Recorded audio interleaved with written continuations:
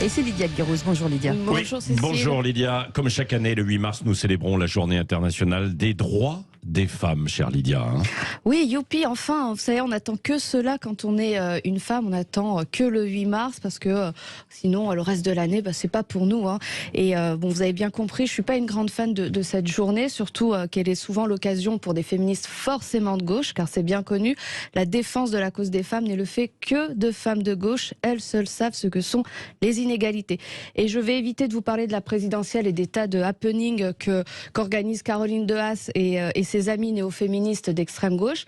Notez bien que Caroline Dehaas a rejoint Jean-Luc Mélenchon.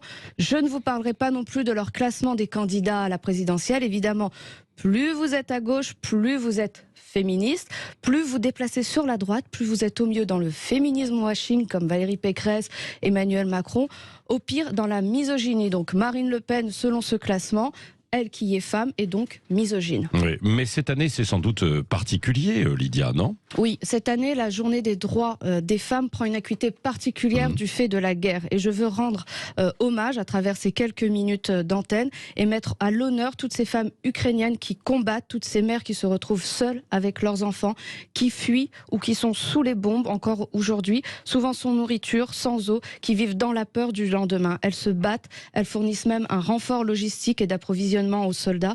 Et ce rôle des femmes, nous le connaissons et nous l'avons observé lors des 2 précédents conflits mondiaux. Oui, c'est ça, parce que la condition des femmes dans une partie du monde, il faut bien le dire, est encore terrible. C'est terrifiant parfois, alors que nous sommes en 2022. Totalement dramatique, parfois réduite au statut de meuble, oui, de meuble, comme dans certaines provinces du Pakistan, réduite au silence à vie. Si elles prononcent un mot, elles peuvent être violentées, à l'esclavagisme dans trop de pays encore. Je pense aux femmes afghanes qui, depuis le retour des talibans, sont encore plus écrasées, déshumanisées, battues, lapidées et tuées au nom de l'islamisme. Interdiction de paraître dans la rue sans burqa, interdiction de travailler, d'étudier, d'aller simplement à l'école, et parfois même des parents qui en arrivent à vendre leur fillette de 6 ans pour un mariage avec un vieillard, forcément contre une centaine de dollars pour sauver le reste de la famille.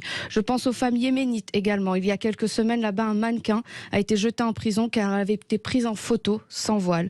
Et si retirer le voile expose parfois les femmes ici en Europe à des menaces de violence physique ou psychologique, ailleurs c'est la prison ou la mort, et il est important de le rappeler en cette journée des droits des femmes. Merci Lydia Guérouz, vous reviendrez tout à l'heure aussi à 9h moins le quart dans les grands débats du matin.